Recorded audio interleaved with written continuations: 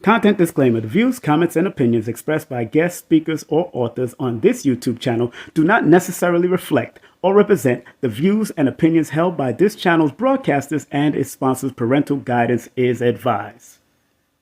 Copyright disclaimer under Section 107 of Copyright Act of 1976. Allowance is made for fair use for purposes such as criticism, comments, news reporting, teachers, scholarship, education, and research. For fair use is a use permitted by copyright statute that might otherwise be infringed.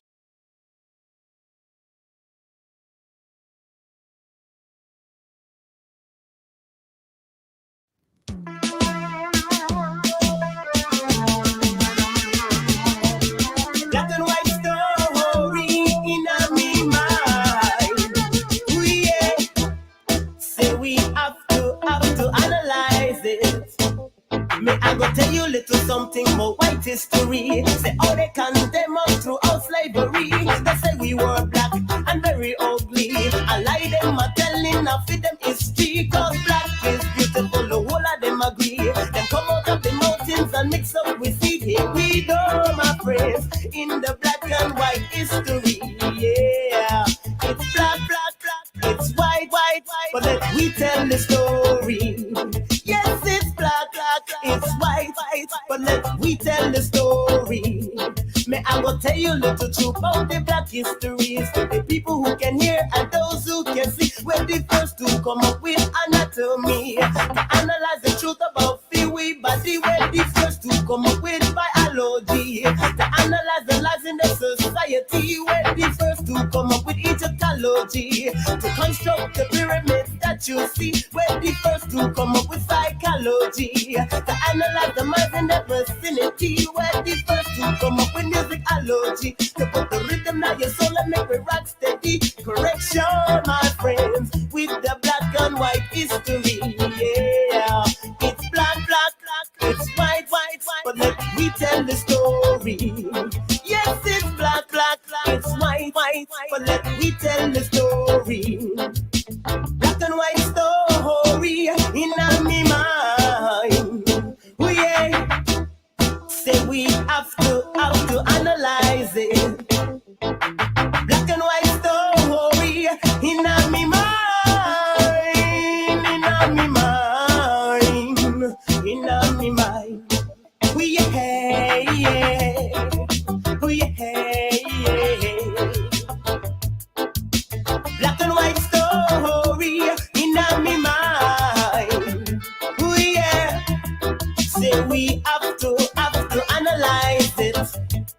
May I go tell you little something about white history. Say all they condemn us throughout slavery. They say we were black and very ugly. I lie them, I tell enough of them history. Cause black is beautiful, the whole of them agree. And come out of the mountains and mix up with sea. Here we go, my friends, in the black and white history. Yeah, it's black, black, black, it's white, white, white. But let we tell the story. Yes, it's black, black, it's white, white, but let me tell the story. May I go tell you. Hey, this is King Simon, the International Numerovator. Remember, get all my books on Amazon or go to Linktree/King Simon, the Numerovator. And remember, don't forget to book my sessions at 347-496-1022. Book now.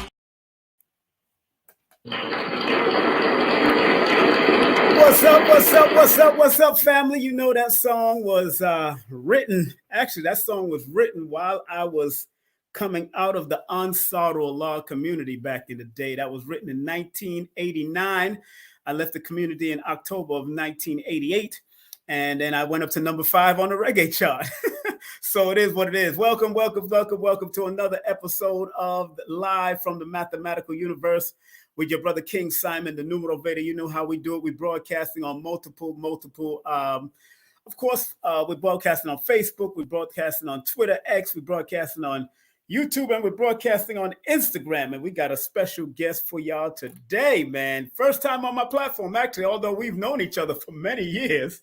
We go back, and he's been in a few communities like I've been in a few communities. So it is what it is. So this brother that we're about to bring on is an extraordinary brother. He is not only a certified master herbalist, a certified natural health consultant, a certified iridologist, a certified Reiki master, and so much more.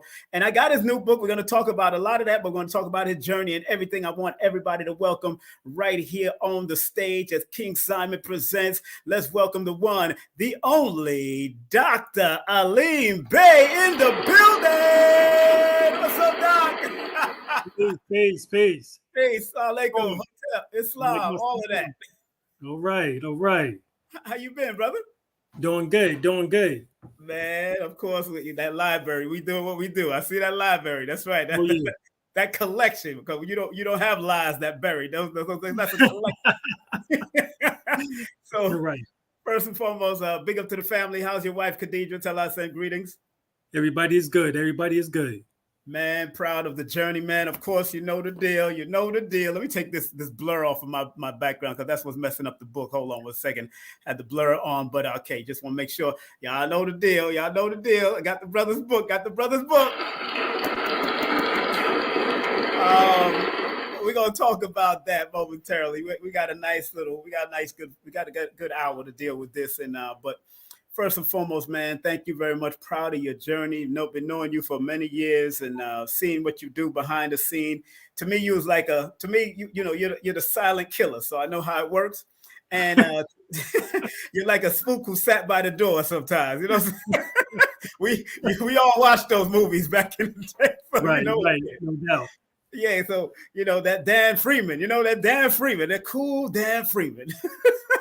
So, and I'm saying that out of respect, because people don't really know that you had a journey and you've been through a lot of organizations. Of course, reading through your accolade, and also got your website behind here and reading through what you've been through and what you went through, and also what your beautiful Empress went through back in the day, so to just get to where you at. Let's since your first time on my show, my brother, and first let me tell the people to like, subscribe, and share, family. Please like, subscribe, and share this content. And of course, I'll scroll it on the bottom. Like, subscribe, comment, share at least with 5 people right now. I need everybody to do that so we can, because Dr. Alim has a lot. Y'all know he was a good friend of Brother Panic, Delbert Blair, Dr. Africa. I mean, he knew everybody. And like myself, we know everybody, and I guess that's a number one thing, because both of us born under that frequency of that one energy. So I know how that could work. But your journey, my brother, because, before you became what you became known as Dr. Alim, and, so people could get to know you briefly, how did you start down the road of doing disseminating the knowledge that you have, and where did it all start for you? Was it your family? Was it your mom, your dad? Who helped you to help connect you to knowledge of self? And what was the road that you went down, my brother? What was the first road you went down, please? All right. I would say that to my mother. My mom. Give her a round of applause. Give her a round of applause. Give mom a round of applause. Yeah, gotta give mom a round of applause. Let's not do that. Go ahead. That's right.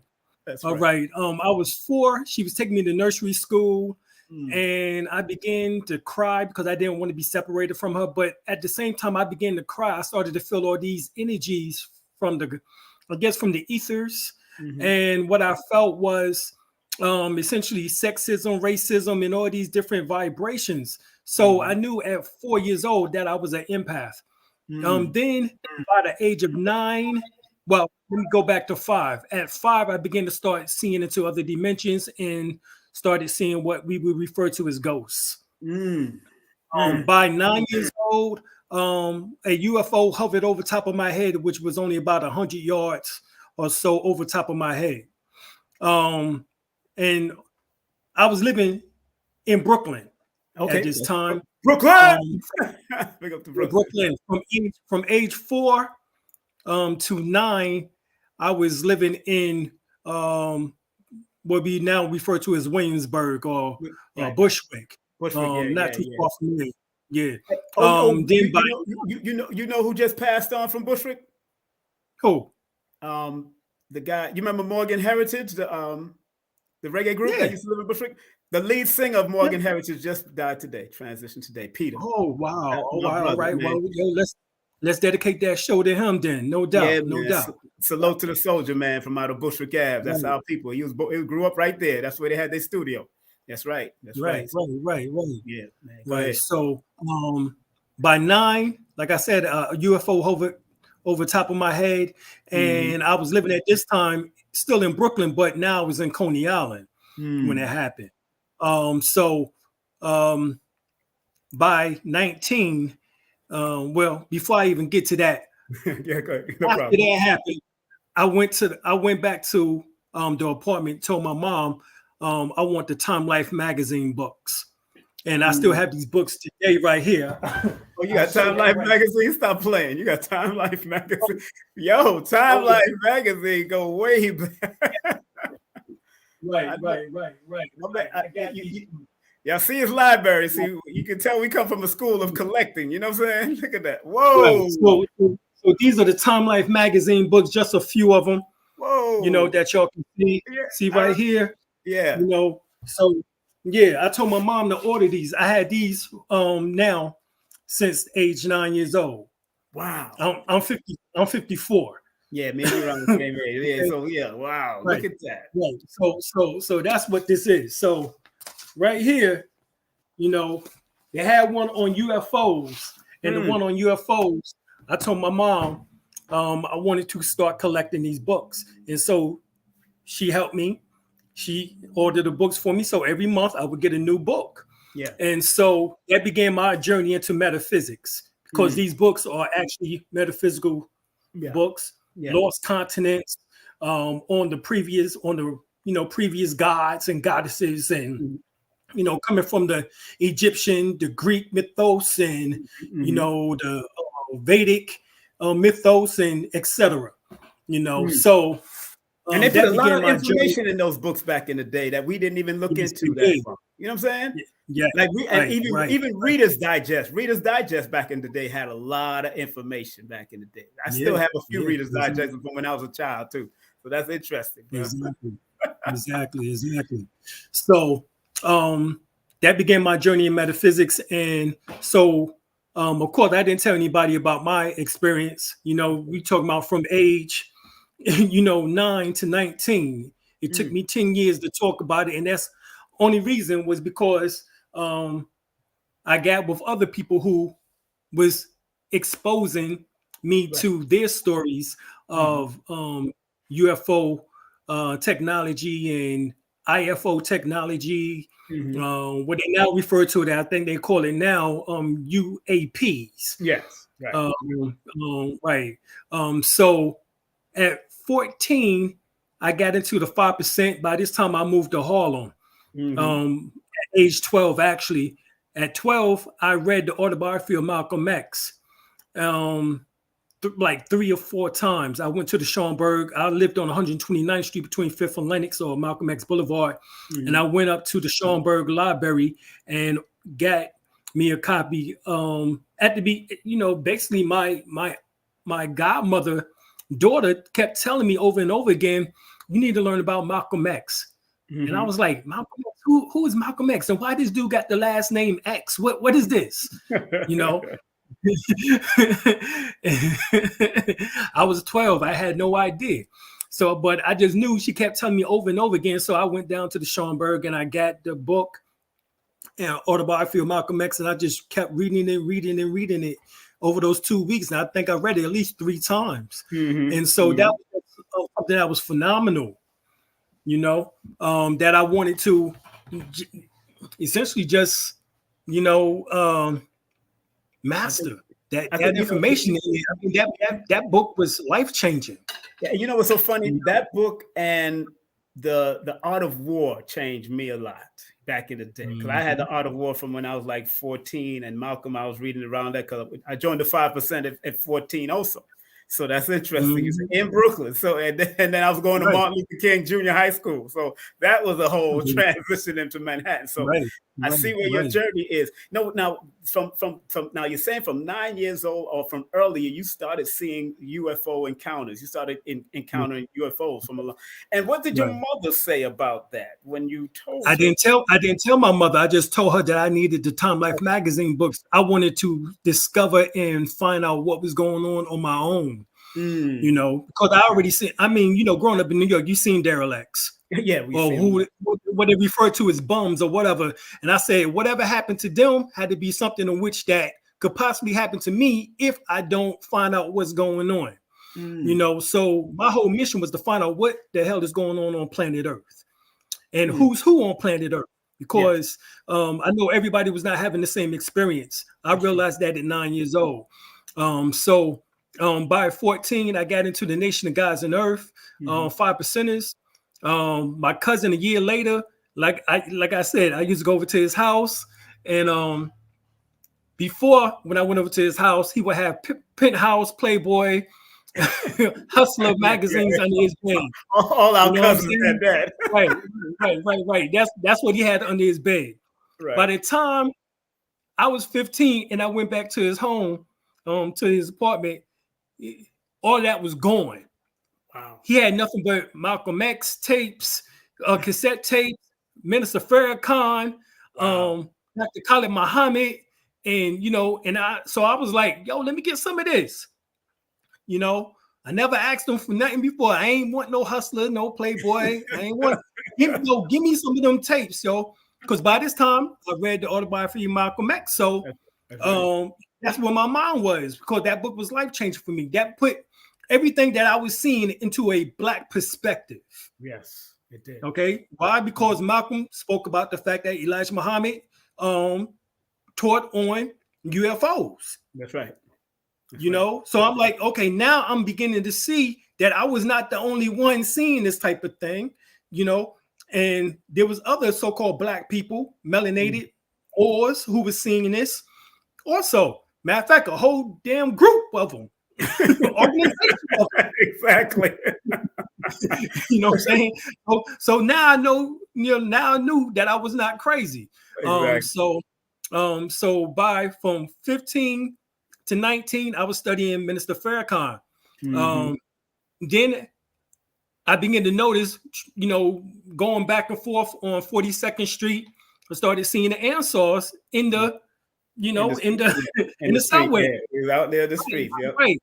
And I just kept going by him every day, not really saying too much, but then, you know, peeking at the book, seeing what's going on over there. What year was that? What year was that? That was 88. Okay, so you was coming from around that time. You was coming to the miles at that time, or you was yeah, that's when I began. Yeah, 88, 89 when I started going. Okay, right, so you remember that's when I took my Shahada. You remember the pizza man Eunice and all that? Yeah. Cause I used to make pizza. I was making pizza that I gave it back to Eunice. I left. So you remember Jerry Miller then back in the day when he was brother Ali. Yes, in the store. In the store, he was with Ali in the store. So Jerry Miller was in the store. I took my Shahada with Jerry. Oh, okay. Jerry gave me my Shahada in 84. He gave me my Shahada back in 84. Okay. Yeah. Well, I got mine about 4 years later then. Yeah, 4 years later. So what intrigued you to pull you towards the Ansar? What grabbed you there? It was the first book I bought was called Who's Who on Planet Earth. Yes, good book. All right. Yes. That book, I read it and I put it up on my shelf in college because that was my first year in college also. Okay. So I just put it up on my shelf and didn't think about it. But I was always going to the archive and the reference section in the library on Fairfield State University's campus. Right. And so I'm in the archive and basically everything I started reading happened to been in that book. So that's what convinced me that I needed to go that way at that time period. Right. You know, and plus at that time they had the most powerful information, you know, on the planet. As far as I was concerned, I never read anything more condensed and more put together, you know, at that time to explain everything that I wanted to know. You know, besides for the Time Life magazine books, and of course at that time I was, you know, also studying Dr. Ben's information, John Henry Clark, you know, Shikanta Diop. Did you ever come into the community? Did you ever come into Ansar? Did you ever come? Yeah, I came in, but I was still in North Carolina, and Doc told me, I was in a group of Ansars. All of us was like from New York, but we was in North Carolina. Some of them was military. So we just came together and formed our little group of Ansars. And at that time, part of it, we called ourselves Unity for Prosperity, because we was working towards economic goals. Right. And so we was opening up stores. At that time, we had 2 stores. And basically what happened is that I was going back and forth, to New York. And so I was also writing Doc. And he told me to keep my behind in school. I can give that a round of applause. Yes. Hey, well, look, he put his son still school. Put his son right, exactly. He told me to stay in school and stay in the university and get my degree, and I can be more of a benefit that way than I would, just dropping out or going up, to the community. So that's what I did, but always stayed in contact. And I first met him in 94. Because, good. Yeah, because even though I was going back and forth, he essentially was retired. So every time I would come up to New York, there would be someone else who was teaching or lecturing at that time period, so I didn't really get the chance to see him at that, between that time. Right. It wasn't until 94 that I seen him, and we was down in Atlanta, Georgia, and it was on the land. The first year that it was in Edenton, and I seen him, and so that's how everything happened with that. And of course, by 94, going to 95, I met Bobby Hemmett, and me and Bobby was rolling all over Atlanta, Georgia, going everywhere to all the bookstores and libraries, and and even though I was already teaching from 1988, when I got down to Atlanta, I was like, okay, I got to make some money. Right. It's time for economics, and the ancestors said, "Oh no, Negro, you're going to have to continue teaching. You're not going to." Right. So Bobby told me, "Say, man, if there's more niggas doing this shit, man, like me, man, I'll be up at this thing in no time. We be up at this thing in no time, man." And so, you sounded like him. So I was like, "Okay, Bobby, I'll do it." Yeah, so Bobby gave me like a third of his book collection. Some of them is right here now. He gave me a third of his book collection and told me to get my behind on the circuit, and that's essentially what happened. But now, going through all of that you went through, and those that are just tuning in, please go to Alim Bey's website. That's dralimlbey.com. That's dralimlbey.com. He's here with us. Master Herbalist, natural health consultant, Iridologist, Reiki master, and much more. But you got to go to his website. His email, if you want to contact him, is Dr. Alim El Bey at Gmail. IG, you can go to Dr. Alim El Bey, and his PayPal, spread some PayPal love at Cultural Freedom at Yahoo, not Yahoo, at Yahoo.com. Make sure you go and put in friends and family so you can, make it a donation and show them some love. But go to the website, because again, we're going to be talking about this book soon. In the next half, towards the end of the hour, we're going to talk about this, but now you've gone through a lot since you was young, seeing extraterrestrial bodies in the air and UFOs and all that kind of stuff. Of course, asking your mother to buy you the Time Life books. Of course, going through the Ansars and studying all that. What made you step into the Moorish paradigm also? What brought you to the Moorish paradigm of studying the Moors, and how is it all correlating with what you're doing today? Because I know you got a lot of information on that too, brother. Big up to the Watch the Talk. Right. Well, Imam Isa Al-Hati Al-Mati, as we refer to him as Dr. York, he wrote a book called Noble Drew Ali. Yes, he did. That's right. And that book in 1988 awoke me to the more science information. And so I was living in Fayetteville, North Carolina at that time, and going to Fayetteville State University. And what happened was that we had, being that we was holding classes, we had brothers who was part of the Moorish Science Temple of America from out of Lumberton, North Carolina, which was only like 25 minutes down the road from us. So they would come to the classes, and so they would always drop information on me about Moorish information, Moorish science, and Moorish heritage. And so I was like, okay, that's deep. That's deep. Okay. You know, and all of us at that time, we was open. There was no separation. When we had classes, we had 5%ers, Nation of Gods and Earth members. We had Hebrew Israelites. We had Minister Farrakhan's Nation Islam group. We had everybody, you know, Ben Amin's group.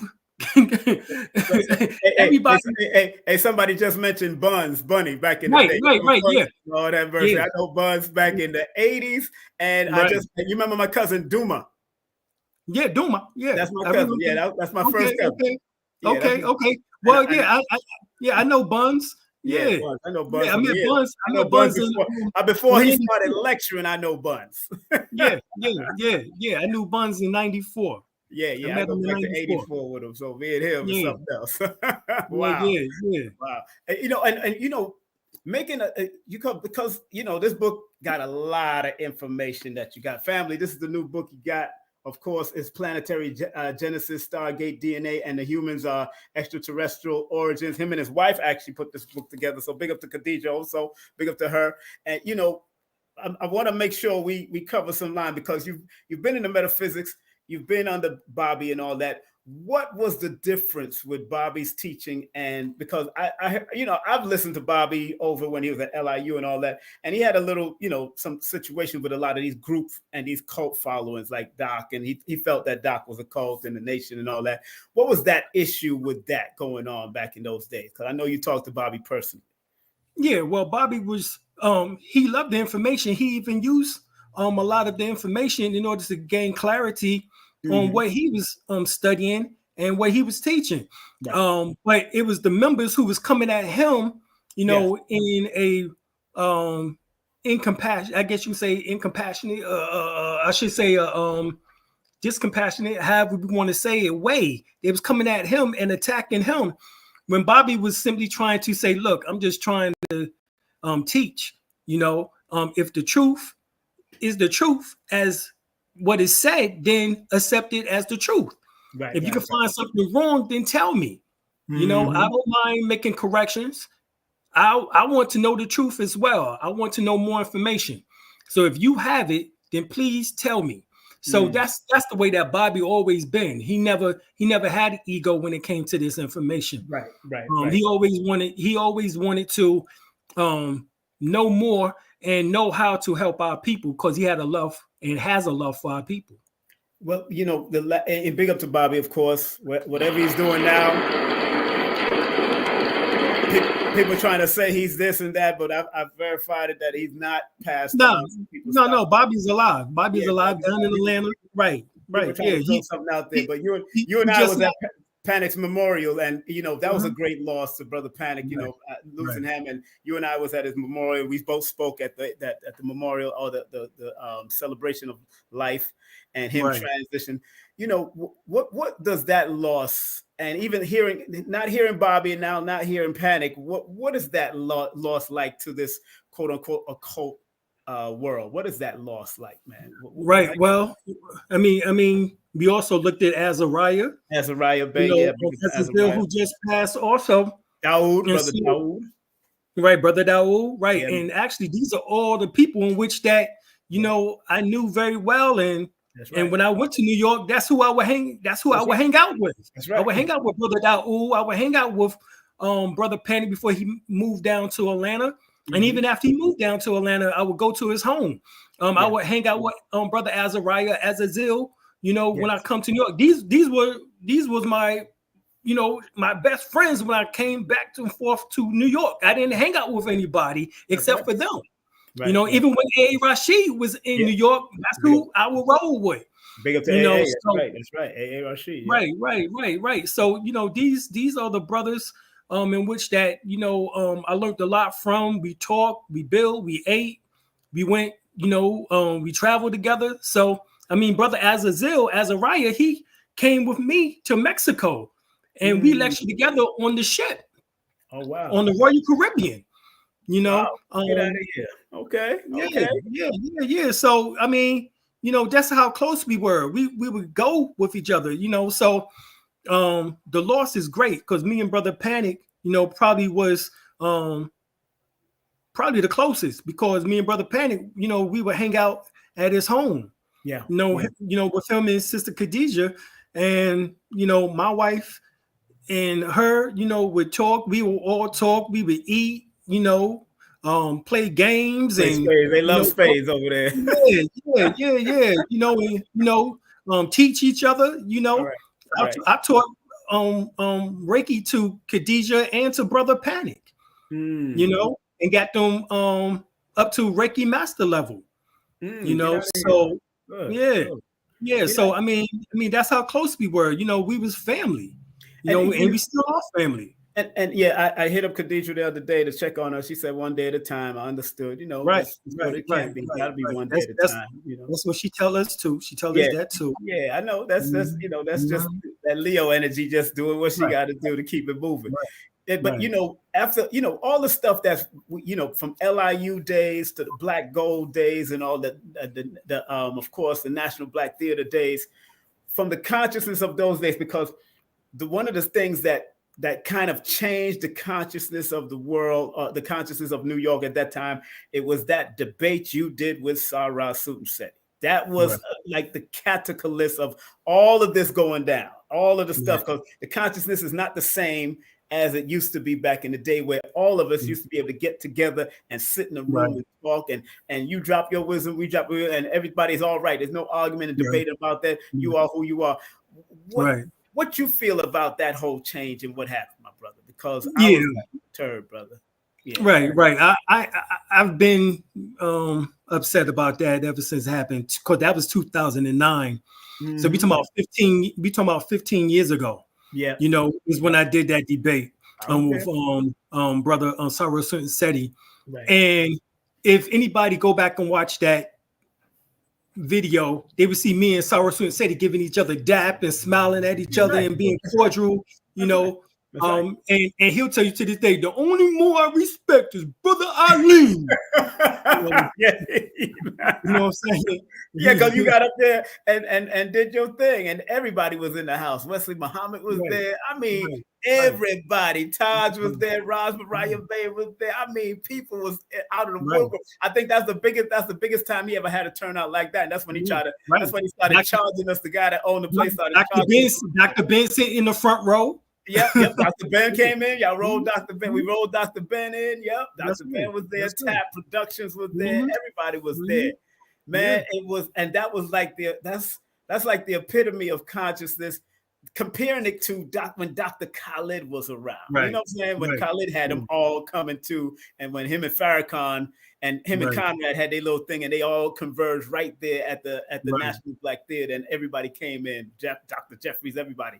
So it's changed, yes, and it's not going to be the same again. I tell people, don't even look at that part at whatever happened in that time. That was at that time. You know what I'm saying? Even Asel, Duca Tears, all of them was there. You know what I'm saying? Right. And so, in this new transformation of now, a lot of people are now really recognizing that the UFOs or the extraterrestrials are existing, although Most Honorable Elijah Muhammad, been teaching about it for years.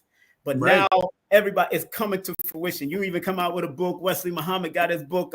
Billy Carson got his. Everybody got their stuff. Right. Why is it so prevalent now? Why does this have to be shown now? Why is it? And what's going to come out of this from your perspective? Right.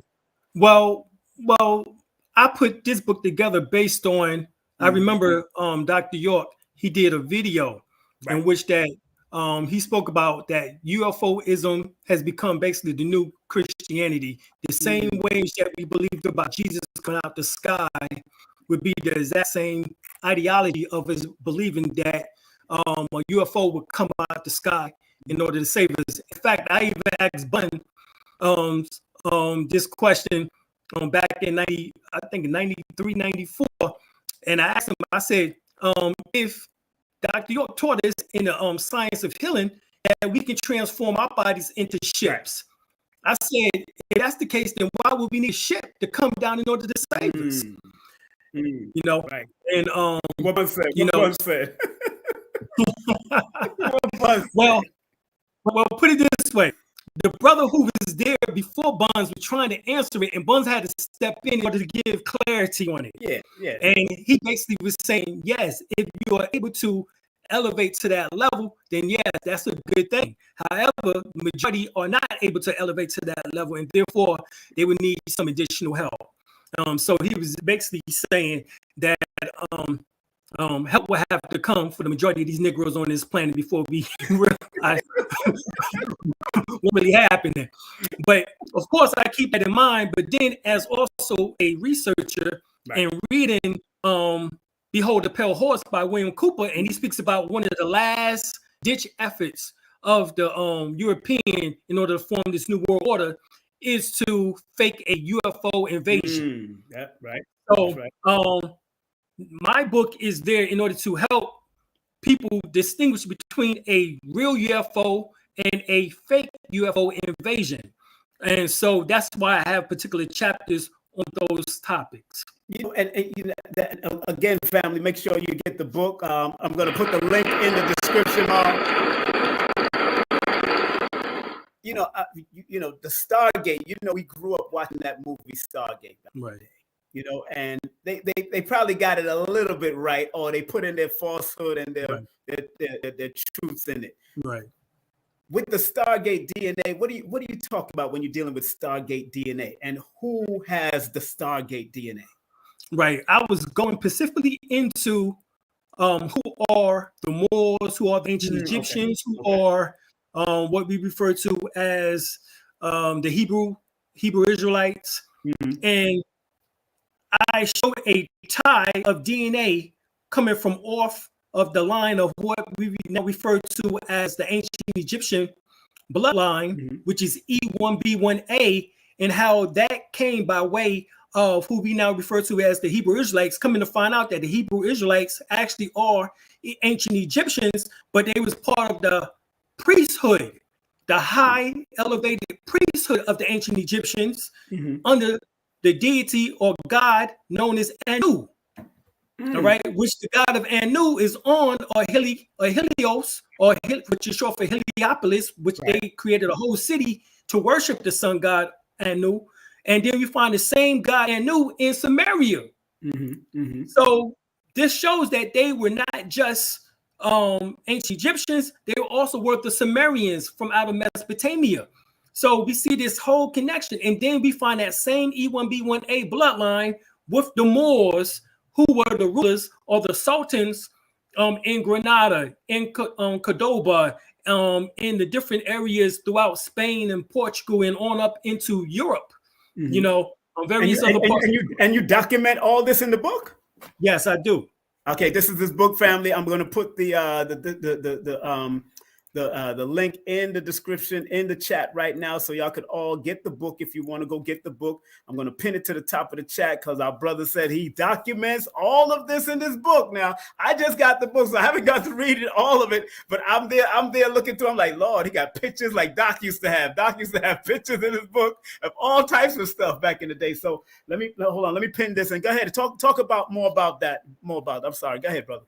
Yeah. Right. So I'm showing a lineage, DNA lineage, and the reason why I use the term Stargate is because we come from the stars, and if we are the children of the sun, and the sun is a star, as is said, then it should show and reflect within our DNA. And so I show this E1B1A. As part of that divine lineage, because it is the only agreeable DNA, what's called a haplogroup type, or haplogroup, haplotype or haplogroup. It's the only one in which that is agreeable. All the other DNAs or haplogroups, I should say, are negative. So therefore, this shows the mutation, or we would say a direct lineage or line of the so-called God seed. So that's what it is. And so brother, what's so interesting? You know, it's going to be very hard to convince most of our people that we're even a part of it or connected to it in any way. We've been trying to tell people that from the scriptures that ye are God's children of the Most High. We've been trying to say that we are descended of.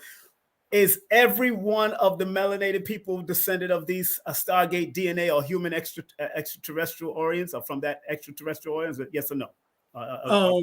More or closer than others. Okay.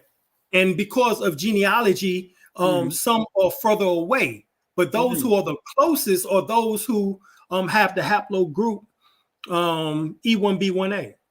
And they also have the glands, which is the barytheric gland, and also the epiphany gland, in which that Dr. Deborah Blair speaks about.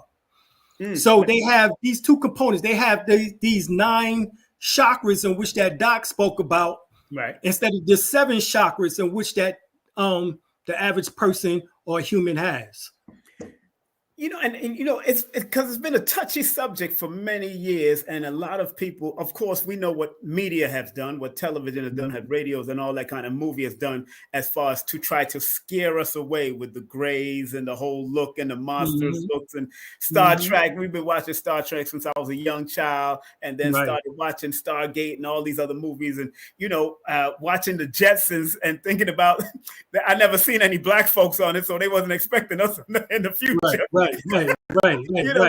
Now, do you feel, and you know, and Most Honorable Elijah Muhammad said this in his lessons, that, you know, and happy Savior's Day to all the brothers and sisters in the nation right now. Tomorrow's going to be their Savior's Day. Big up to them. And Minister Farrakhan just spoke. I was watching that earlier. You know, a lot of our brothers and sisters are now opening up to a lot of conscious information, a lot of knowledge of themselves. Right. Where do you see us going within, as far as the whole dynamics of extraterrestrial origins and all this happening? Do you think they're going to fake one of those extraterrestrial things, and will a lot of people get caught up in it or not? What do you feel about that? Yes, I believe that is possible. Many have talked about it, and many Europeans have already stated. Matter of fact, Ronald Reagan in 1984 said it himself. He said, well, if there was ever extraterrestrial attack from outer space, me and Gorbachev will have to band together in order to. If you remember that, he actually said that on the media, in the news. Yes. It was taped. It's on YouTube right now. You can see it. So that now, of course, I was in the 5th grade at that time. So when I heard him say that, that verified everything that I already knew since 9. You know, because I seen a UFO, and then for the president to say that. That's right. That's why he did come up with. That's why he came up with Star Wars back in the day. Right. The Star Wars defense system. Exactly.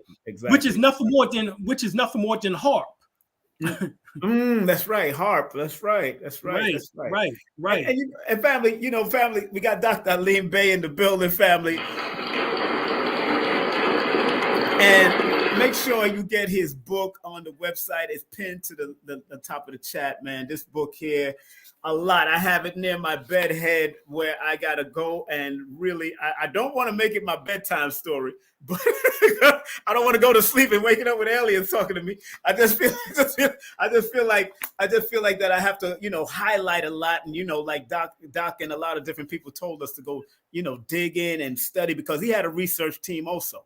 And his research team used to go dig and bring it all back. And he'll say, this keep in, this got to go, this keep in, this got to go. I understood that. I understood and understand, because I know some of the wives and a few of the people that used to be in there.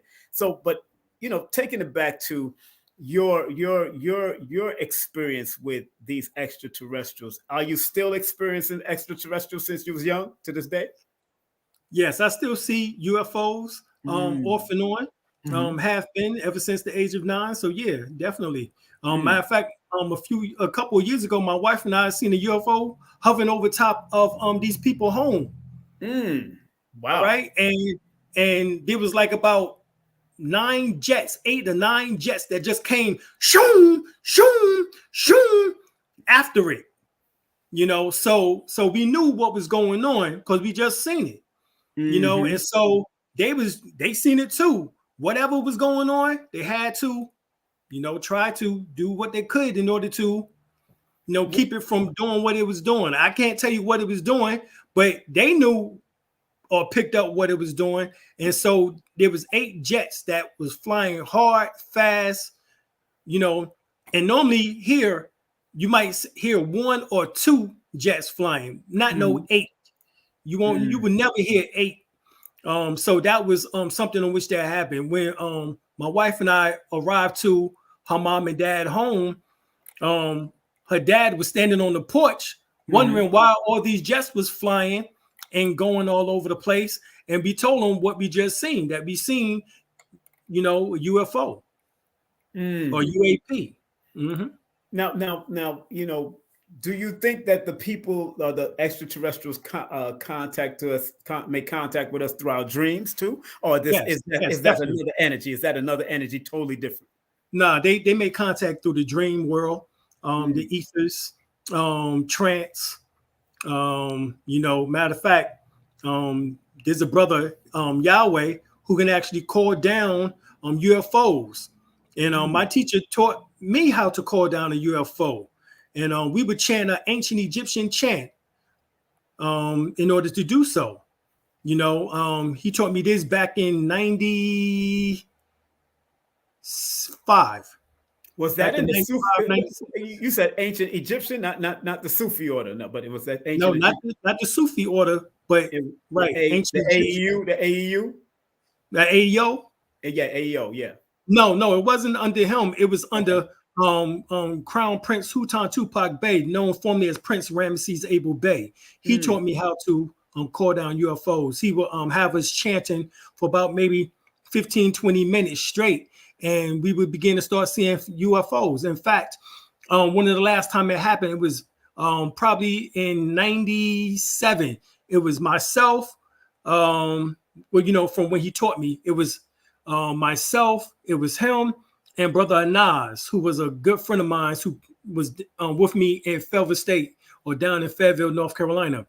And he would chant, Amen Ra Tutin Capora, and just kept Amen Ra Tutin Capora, Amen Ra Tutin Capora, Amen Ra Tutin Capora, Amen Ra Tutin Capora, and just chanted over and over again until we would go into a trance. And then when we opened the eyes, we would see the ships appear.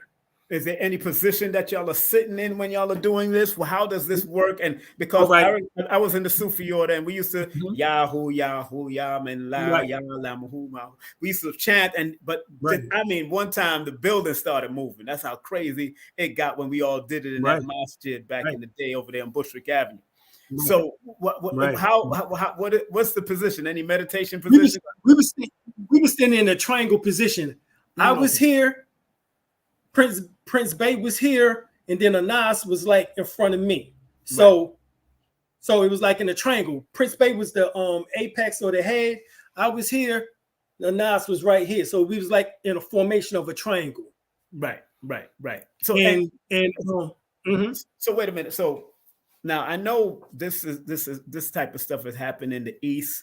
And I know when I see people do that, because I've felt energies like that when I was in the Sufi order deeply, because especially doing the Arabiya. Now, you think this is the tones that that's pulling them in? Oh, that's what's is it the tones that okay. Right. Our focus and the tone, the frequency, the vibration. Right. Because these are vibratory ships. Yes. In particular, that can actually come from another dimension into our world. So if our intention is to draw them from that world that they in to our world, then that's what happens. There was many different kind of ships. This is what happened when we began.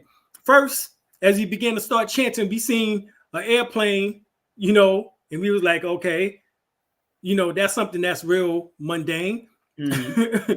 And then right after that, we seen a ship decloaked itself, blinking from another dimension, as I would refer to it as, to our dimension, and then just raise up and then shoot off and disappear, at least from out of sight.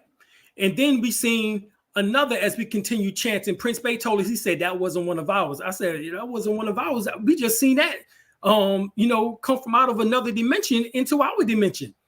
Well, who the hell is that? And then he said, okay, well, he said, let's continue chanting. So we continue chanting. And as we continue, then we seen a light vehicle. And he said, that's one of ours. So it's best to do it at night, of course, obviously. Yes, it was at night. Now, and as we begin to start chanting, we begin to start seeing the hue of the blue light over the trees, the auras of the trees. Okay. Which you'll see at night as well once you start chanting. Now, very interesting, because you said that when y'all did a first chant, that particular one wasn't yours. Was it because of the frequency y'all sent out there? Right. It was because we probably didn't chant. We probably, as you begin to start chanting, you're going up in frequency. So it tapped into that particular frequency, but it still was not the highest frequency. We didn't go long enough in order to see the light vehicle that we needed to see in order to verify our connection to, so. No, I mean, because this is powerful, and I know a lot of people are starting to get into more of the information now than ever. When you and I started from when we were young. We became like the black sheep of some of our families, as you know. I know people thought I was crazy at one time. That I would join a whole community and put on white and all that kind of stuff. But something in us. And something within all of us that did a lot of that when we were young, willing to even move out of our mother and father's house and leave. I ran away and left around 16, 17 years of age. And I went to Jamaica first, experienced the mountains out there in Jamaica, and then came back and moved right into the community back in 85. Okay. And it was so funny. Duma had already moved in, and my cousin Sully from the Bronx, they were already moved in. And I said, you know what, I'm coming in, you know what I'm saying? And that was it. And it's good to have family there, but all family, they take journeys on different routes, big up to Jacob. I talked to Jacob the other day, Yakub, Dr. York's son, talked to him the other day. He called me, make sure, and I'm still in contact with a few of the children. Now, what do you feel about our children or our youth that does not take on this information or ride with this information? They're still caught up in that other world. What do you think? And how can we help them? Some of the audience probably would like to know that, how they can help their children and guide them into spiritual understanding and recognizing who they are naturally, the God, the extraterrestrials. How do you help them? Well, nowadays, there's ways in order to check and see if they're even ready for the information. I will feel up underneath their chin to see if they have their barytheric gland, or check the roof of their mouth to see if they have their epiphany gland. If they have these particular glands, then I already know that they are ready in order to hear the information. They might just need a few seeds dropped in order to awaken them, to make them bloom and blossom. Others, if I don't, feel those markings or see those markings, then I can drop information, but I can't say if it's going to affect them in one way or another. The science is, I guess, we're looking for the 144,000. Yeah, and we know what number that breaks down to when you add it all up. Right. You got to have that 9 ether pop. Right. Exactly. Sister just asked about duty. Sister Carrie Ann, she's Carrie Ann Ingram. She's one of my co-hosts. She's my co-host on Wednesday at Healing Vibes. Do these ships respond to us based on our emotions? Yes, they can. No doubt about it. Okay. For example, when I seen the ship, first time seeing it at 9 years old, I was walking from the grocery store, and I wasn't even thinking about a ship or anything at that particular time period. And yet it appeared. Now, there's other times where I was focusing on seeing a ship, and I would see it. Like I said, just now we was chanting. So that was an emotional response through the chanting. We was getting high off of the chants. Yeah. And from that high, that emotional high, the endorphins and, we was able to create a response in which that we was able to see these particular crafts. Yes. Now, let me take it back just a little bit, because I think this is going to be very important. And, with a lot of the chanting that we're doing, and some people are not chanting the tones really correctly, can it also have a reverse effect on our people when they're chanting it incorrectly? Remember back in the day, if you said Assalamu alaikum wa rahmatullah, if you said it wrong, you could say poison upon somebody. Right. What about the tones if somebody's trying to chant it and they don't know how to pronounce the Kemetic languages or the other ancient languages to do this? Right. Well, also, we was taught that it was your intentions too. Right. If your intentions are good, then even if you mispronounce something, it will help to still resonate that which that you want into existence or desire. However, if you don't have that intention, the proper intention, then yes, it can cause problems. People that like to break jokes do not try to go salami and bacon with attention. That don't work. Right. Salami and bacon with attention do not work. No. Salami and bacon, right, don't work for a Muslim or for one who was a Muslim or Egyptian or Hebrew or Israelite. Yeah, none of us don't like salami and bacon. Family, we got my brother Alim Bey in the building. Before we got a few more minutes with our brother because he's a busy man. Dr. Alim ElBey.com. That's Dr. Alim ElBey.com. Make sure you get his book. I put his book on the description. Of course, his website. He got his online classes also. You still got these online classes going, my brother? Yes, I do. Yeah, got these online classes. He's teaching Qigong, Tai Chi, Reiki, reflexology, Tantric, what's Kriya? That's Kriya? Kriya Yoga. Kriya Yoga, Kundalini.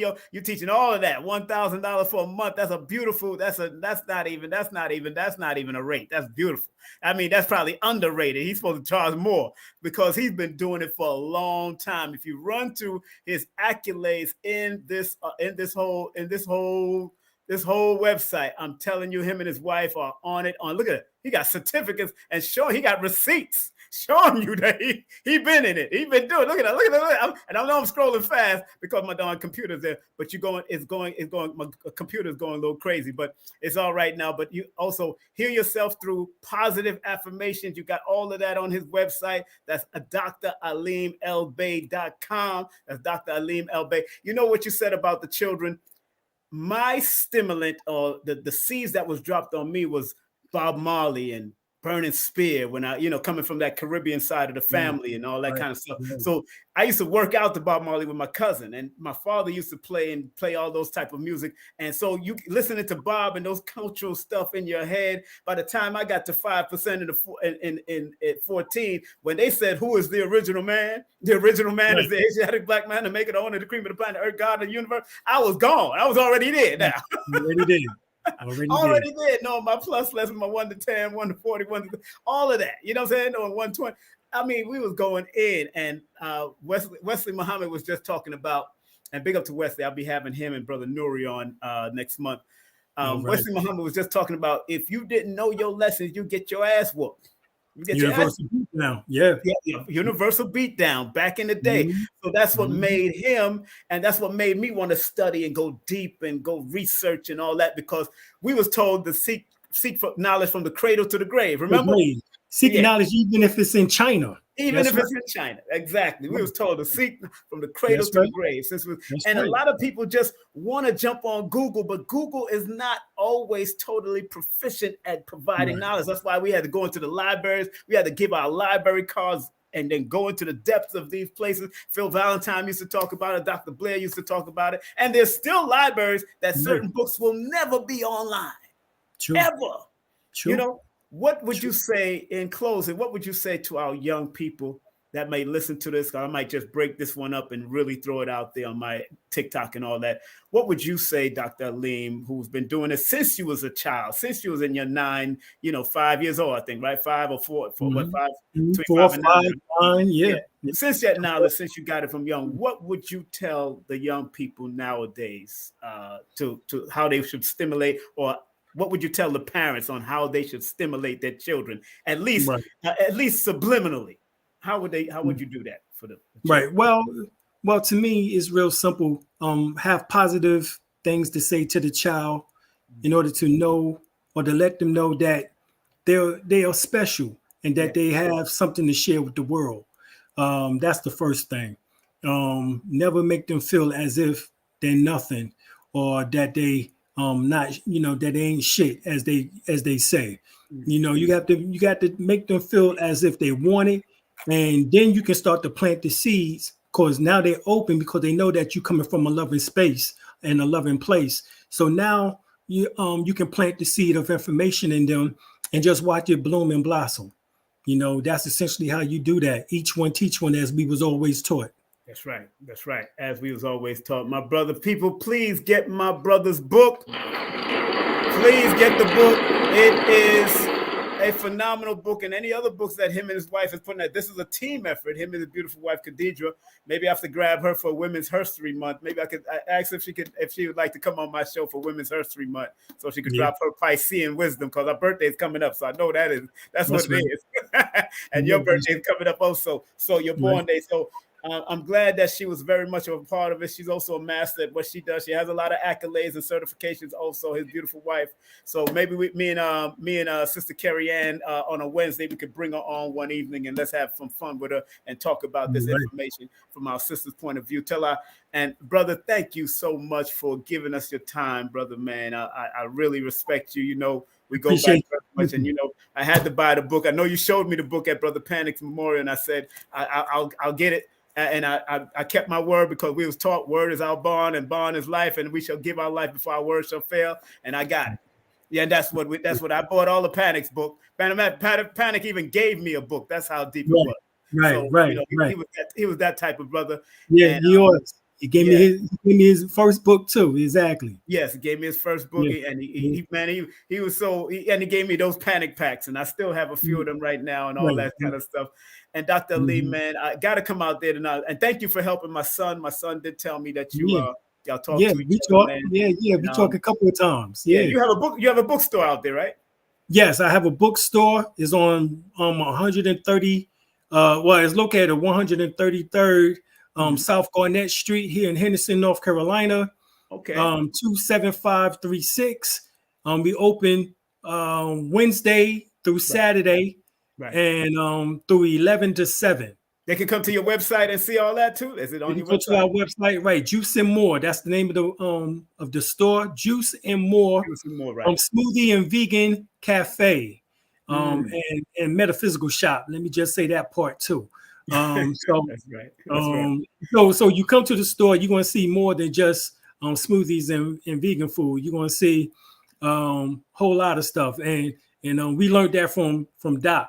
Yes, sir. That's right. I have much more products. I put it in the chat. I put his website in the chat. Hopefully, we can come out today. I can come out there and do an event over there, man. One day, Well, we got an event coming up next month, March 22nd, 23rd, and 24th, 3-day event.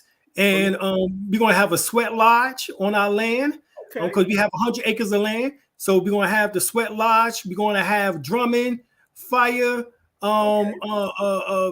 fire pit, and all types of things going on. Teaching on healing and qigong and tai chi and Reiki and pranic healing and everything. Man. So maybe I can come down there and teach some numbers, man. Break it down. Yeah, exactly. We would love for you to come. You ain't number what? You ain't number 6 hours away from me now. I know, right?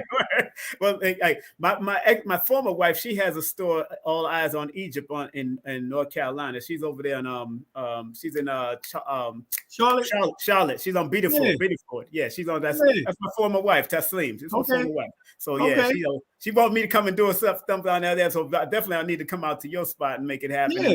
My brother's copper vibration want me to come to Greensboro. Okay. All right.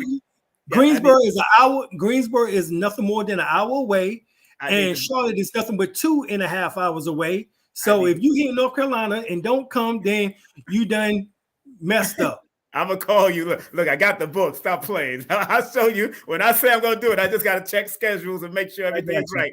You know what I'm saying? That's all I got to do.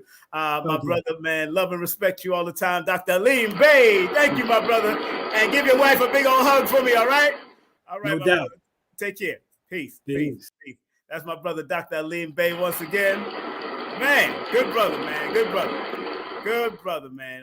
You know, so I'm so happy to be able to connect with these brothers for so many years and knowing the walk that we've walked. And like the brother said, you know, it's very important that we try to drop as much as we can. Take care, get the knowledge for yourself, but try to drop things subliminally to your children, whether you got to text them. So, because sometimes our children are a little out of hand right now, and it's all right, because this is the generation that more than likely wants to help pull the madness of America and all this, the Babylon down. We call, back in the day, used to chant down Babylon. We used to sing a song called Chant Down Babylon.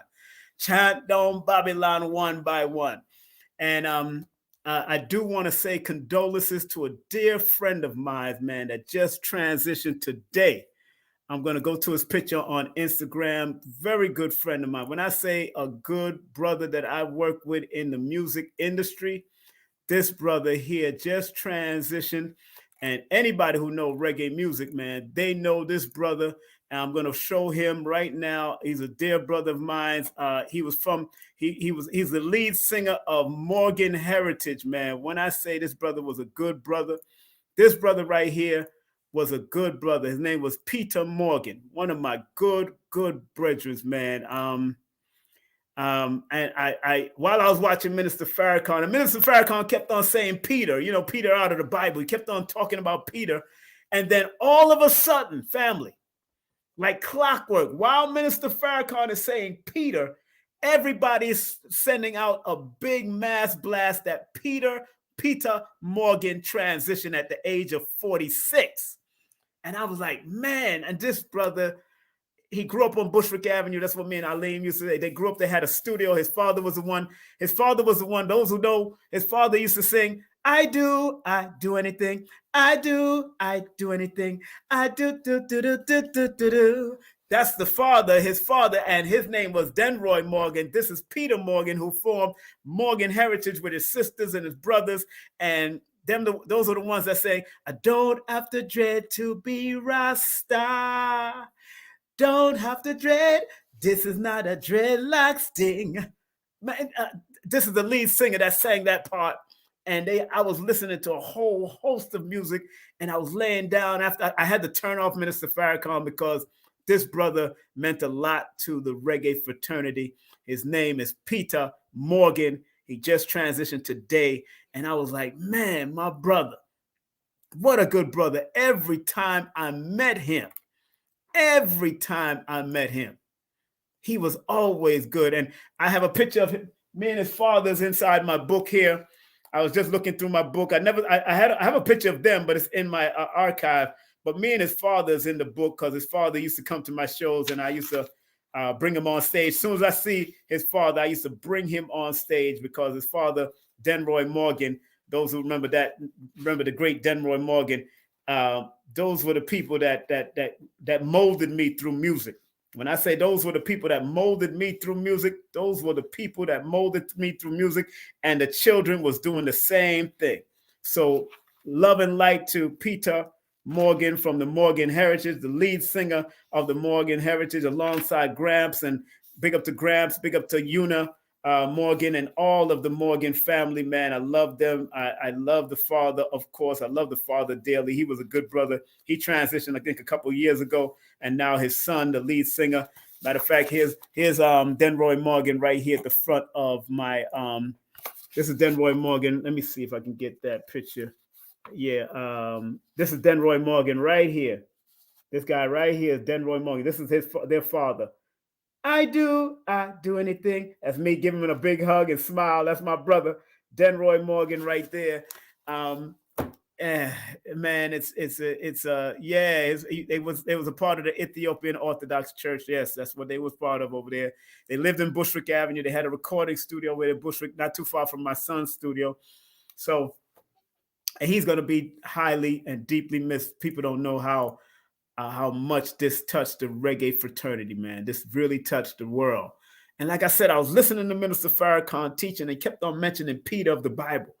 like I said, it was just in synchronicity. And then a whole barrage of condolences for Peter, who transitioned at 46.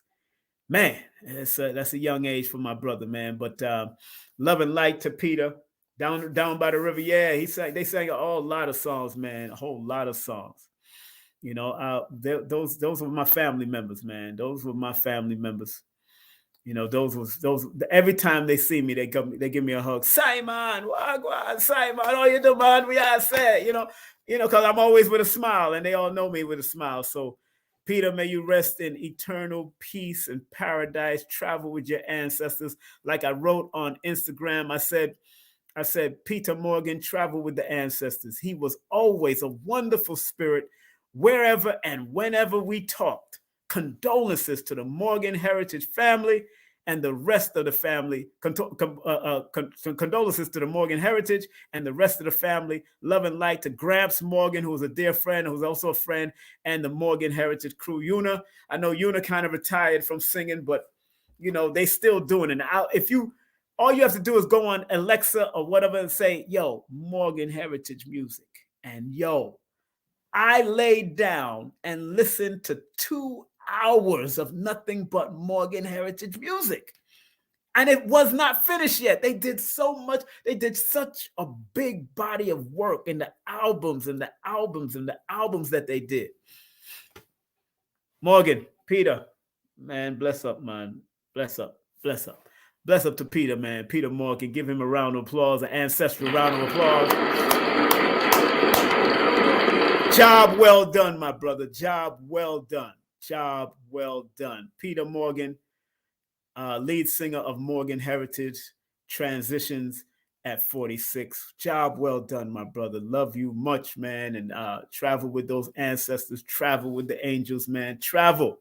Matter of fact, let me give him a gunshot salute, man. Where the gunshot there? Yeah, let's give him another one. Yeah. Peter, I was showing you love. That's it, man. Peter Morgan, man. On that note, family, thank y'all very much. Have a great day, afternoon, or evening, whatever time you might watch this. That Peter deserves a 21. Matter of fact, he deserves a 7-gun salute dealing with God, the God energy. You know, 7-gun salute. So big up to Peter. I was in the kitchen cooking, and I said I might have to go to this funeral. I might, depending on where they have it, I might have to go to this funeral and get up there and say something.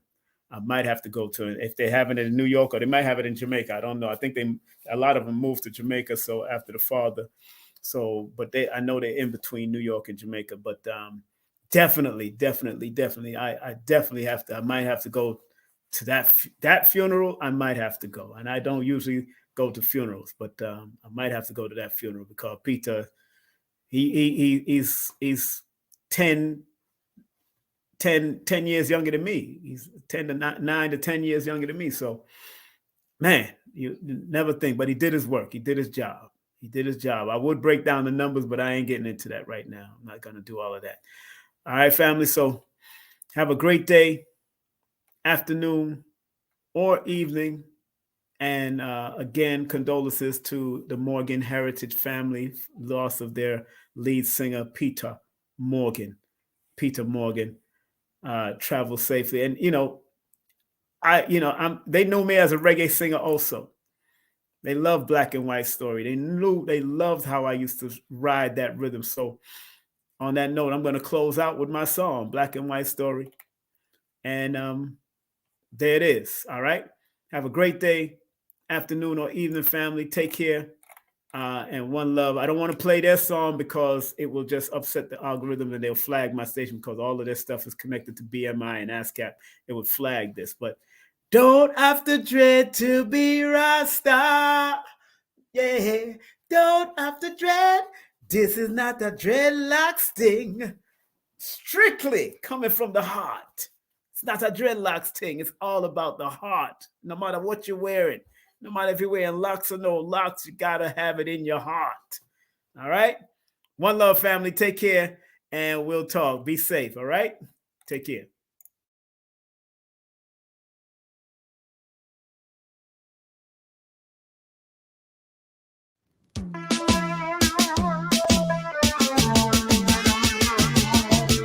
Black and white story in me mind. Say we have to analyze it. Me, I go tell you little something about white history. Say how they condemn us throughout slavery. They say we were black and very ugly. I lie them a telling of them history. Cause black is beautiful, the whole of them agree. Them come out of the mountains and mix up with seed. Here we go, my friends, in the black and white history. Yeah, it's black, black, black. It's white, white, white. But let we tell the story. Yes, it's black, black, it's white, white, but let we tell the story. May I go tell you a little truth about the black histories to the people who can hear and those who can see. We're the first to come up with anatomy, to analyze the truth about we body. We're the first to come up with biology, to analyze the lives in the society. We're the first to come up with Egyptology, to construct the pyramids that you see. We're the first to come up with psychology, to analyze the minds in the vicinity. We're the first to come up with musicology, to put the rhythm in your soul and make it rock steady. Correction, my friends, with the black and white history. Yeah, it's black, black, black, it's white, white, white, but let we tell the story. Yes, it's black, black, black, it's white, white, white, but let we tell the story. Black and white story in my mind. Oh yeah, say we have to analyze it. Black and white story in my mind, in my mind, in my mind. Oh yeah, yeah, oh yeah, yeah. Hey, this is King Simon, the International Numerovator. Remember, get all my books on Amazon or go to Linktree/King Simon the Numerovator. And remember, don't forget to book my sessions at 347-496-1022. Book now.